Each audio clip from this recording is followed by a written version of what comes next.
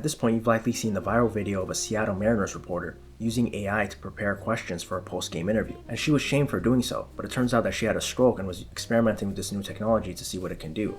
But it just got me thinking about maybe AI is too big to fail, not just from an economic perspective, but from a demand perspective. Maybe we've become so used to using this technology that no matter how the industry does economically, the demand will always be there. So, you always hear people talk about that the economic side, that AI is too big to fail because it's 75% of S&P gains, 80% of profits, 90% of CapEx.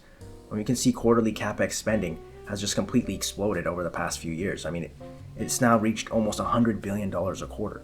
Infrastructure companies that are providing these tools to these AI companies are making even more money. Their revenue's completely exploding. I mean, Nvidia's gone nuclear. So these are usually the arguments you'll hear for that, AI is too big to fail from an economic perspective. But the demand side is rarely brought up. Like, if the demand is there, someone's going to always be there to fill it. So I think usually in life, if you want to predict something accurately, you got to look at the supply and the demand. So if we can look at the medical industry for the first example. So we can see that 80% of physicians, according to the American Medical Association, now use AI professionally, which is up double from what it was in 2023. So it's clearly taking over that industry. We can move on to just business in general and see from McKinsey, which is like one of the largest business consultants out there. And they said that their respondents said 88% of them report regular AI use, which means that it's completely, that's a complete takeover. And you can see it in this chart that in the past few years, it's gone from 20% to 88%. And you can see that use of Gen AI is exploding as well just in the past few years because it didn't exist up until 2023. It wasn't really a thing. So you can see in this short amount of time, it's completely exploded. And then you can see that they're using, 62% of them are saying they're using it to experiment with AI agents, which is like another level of using like an LLM. You're actually using an agent which will go out there and do work on its own and actually take care of something in your business, not just give you advice or, act as a chatbot. And they're using it to redesign workflows. This is a complete transformation of the entire industry.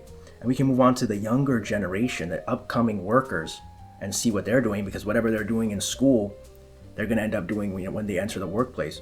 And you can see that according to College Board, 79% of high school students used to use Gen AI tools back in January of 2025, and that grew to 84% by May of 2025. And they're using it to brainstorm ideas, edit and revise essays, research and find sources. It's everything that we used to do as students ourselves that's completely being replaced by Gen AI. I'm sure people have their thoughts about that. But you can see that the schools haven't prepared for this as well, since 55% of principals say their schools haven't blocked the students from using these technologies at all. They haven't hindered them from doing so. And that's, it's generated mixed opinions. You can see here that some schools are leaning into the new technology. The American Federation of Teachers joined forces with several tech companies, spending $23 million to train teachers like these in New York City on best AI practices for schools. It's a thought partner in our journey of educating students and ensuring that also students are aware that it's not a replacement of their learning. And you can see that some teachers don't see any value in the technology in its current form. English teacher Douglas Lewandowski says his solution is to never use AI, and he encourages his students to do the same. AI isn't beneficial in education, at least not yet. So it's clear that the demand is there, and when the demand is there, the industry is pretty much here to stay because someone will always fill that demand. And it's not like we haven't seen any horror stories. It's not like AI is constantly helpful, so that's why the demand is growing. We're seeing horror stories, and it's still continuing to grow. We can look at, the times where it goes wrong. You can look at Deloitte, the largest accounting firm in the world with $70 billion in revenue, 450,000 employees, a huge reputation. They were caught apparently using some AI tool, it's Azure, OpenAI, ChatGPT 4.0, to make a report for the Australian Department of Employment.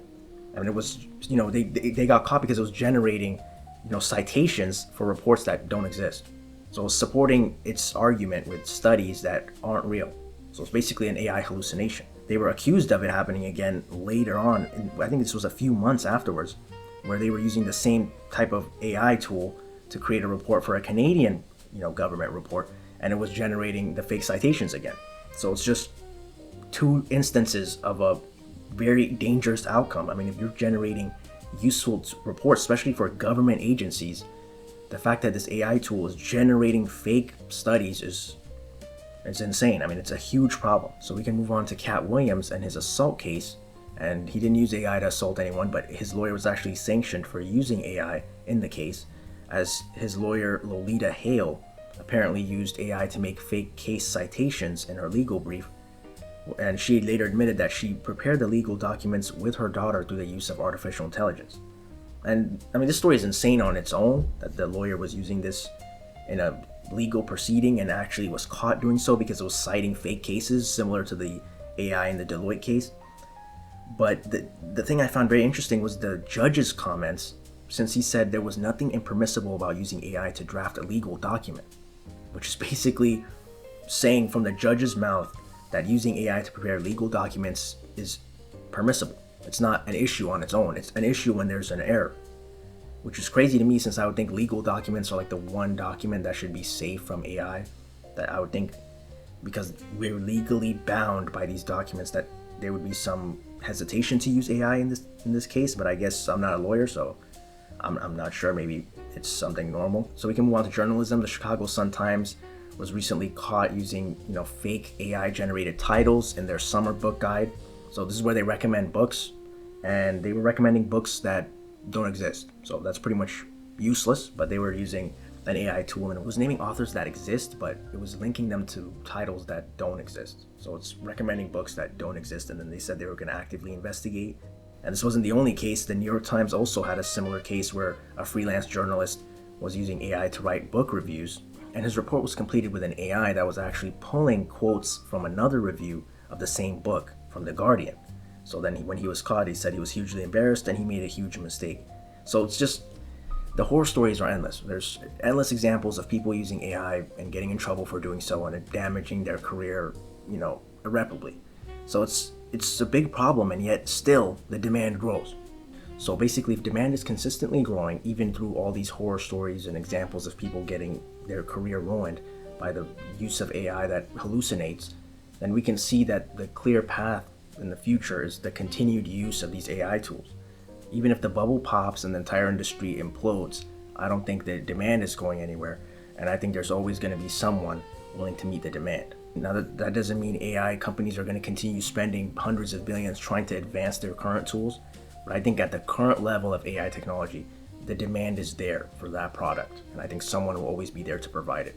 So if you're not a fan of AI, I'm sorry to say, the industry is probably here to stay.